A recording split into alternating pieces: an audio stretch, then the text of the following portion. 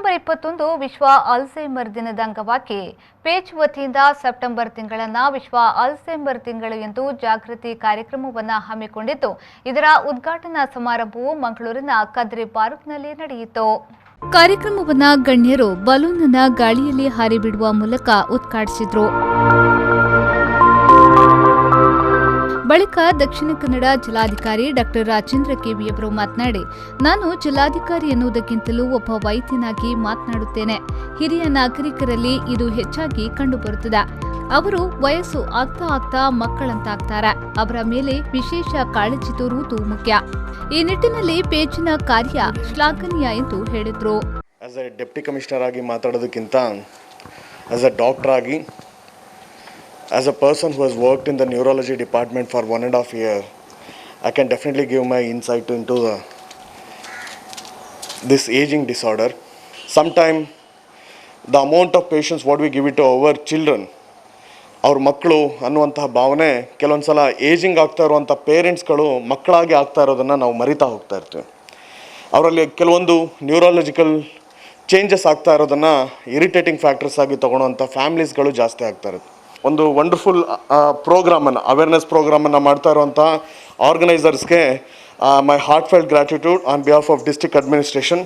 You are doing a wonderful job in creating awareness about Alzheimer's disease. ಬಳಿಕ Spoorthi charitable ಟ್ರಸ್ಟ್ನ doctor C. ರಘುವೀರ್ ಅವರು ಮಾತನಾಡಿ, ಇಡೀ ಸೆಪ್ಟೆಂಬರ್ ತಿಂಗಳಿನಲ್ಲಿ ಅಲ್ಝೈಮರ್ ಕುರಿತು ಜಾಗೃತಿ ಮೂಡಿಸುವ ಕಾರ್ಯಕ್ಕೆ ಎಲ್ಲರೂ ಕೈ ಜೋಡಿಸಿರುವುದು ಸಂತೋಷದ ವಿಚಾರ.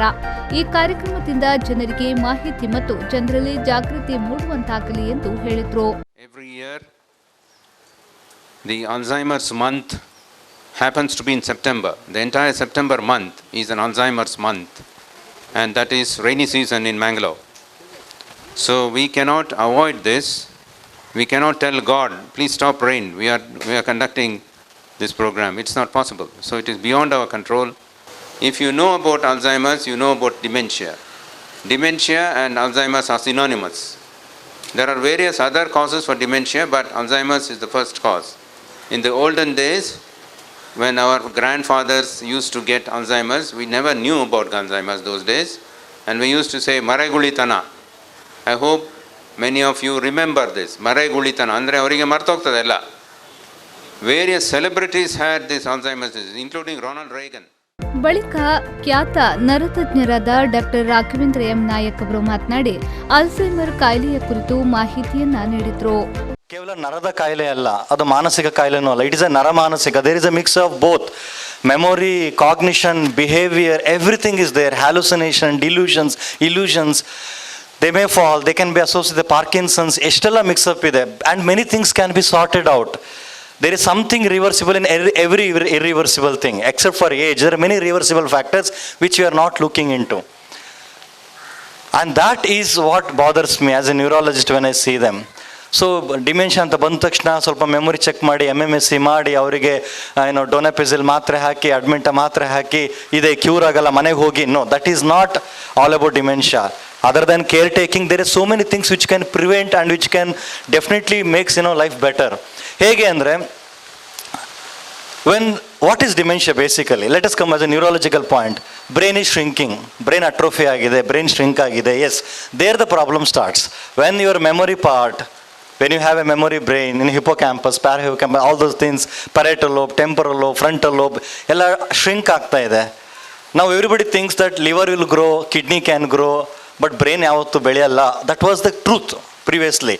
But believe me, ಹೇಗೆ ನಿಮ್ಮ ಬೈಸೆಪ್ಸ್ನ ನೀವು ಎಕ್ಸಸೈಸ್ ಮಾಡಿ ಬೆಳೆಸ್ಬೋದು, ಹೇಗೆ ನೀವು ಎಕ್ಸಸೈಸ್ ಮಾಡಿ ಹಾರ್ಟನ್ನು ಡೆವಲಪ್ ಮಾಡ್ಬೋದು, ಹೇಗೆ liver has got a good regenerating capacity, brain also has to some extent, believe me, to grow or to sustain the prevention, early death. Alzheimer ಬಗ್ಗೆ ಅರಿತುಕೊಳ್ಳಿ ಮತ್ತು ಎಲ್ಲಾ ತರಹದ ಮಾನಸಿಕ ವ್ಯಾಧಿಯ ಬಗ್ಗೆ ತಿಳಿದುಕೊಳ್ಳಿ ಎಂಬ ಧ್ಯೇಯವನ್ನಿಟ್ಟುಕೊಂಡು ಈ ಕಾರ್ಯಕ್ರಮವನ್ನು ಹಮ್ಮಿಕೊಳ್ಳಲಾಗಿದೆ. ಹಿರಿಯ ನಾಗರಿಕರಲ್ಲಿ ಹೆಚ್ಚಾಗಿ ಕಂಡುಬರುವ ಮಾನಸಿಕ ವ್ಯಾಧಿಯನ್ನ ಚಿಕಿತ್ಸೆಯ ಮೂಲಕ ಹೇಗೆ ಗುಣಪಡಿಸಬಹುದು, ಕೋವಿಡ್ ಸಂದರ್ಭದಲ್ಲಿ ಹೇಗೆ ಅವರನ್ನ ನೋಡಿಕೊಳ್ಳಬೇಕು ಎನ್ನುವುದರ ಬಗ್ಗೆ ಮಾಹಿತಿ ಕಾರ್ಯಕ್ರಮ ಇಡೀ ಸೆಪ್ಟೆಂಬರ್ ತಿಂಗಳು ನಡೆಯಲಿದೆ.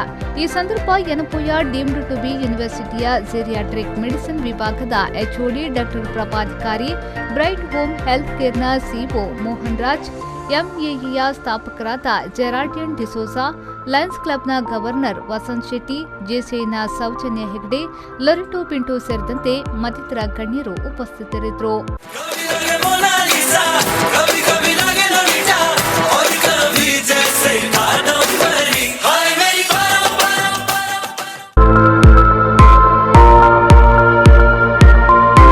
ನಾಗರಾಜ್, ವಿ4 ನ್ಯೂಸ್, ಮಂಗಳೂರು.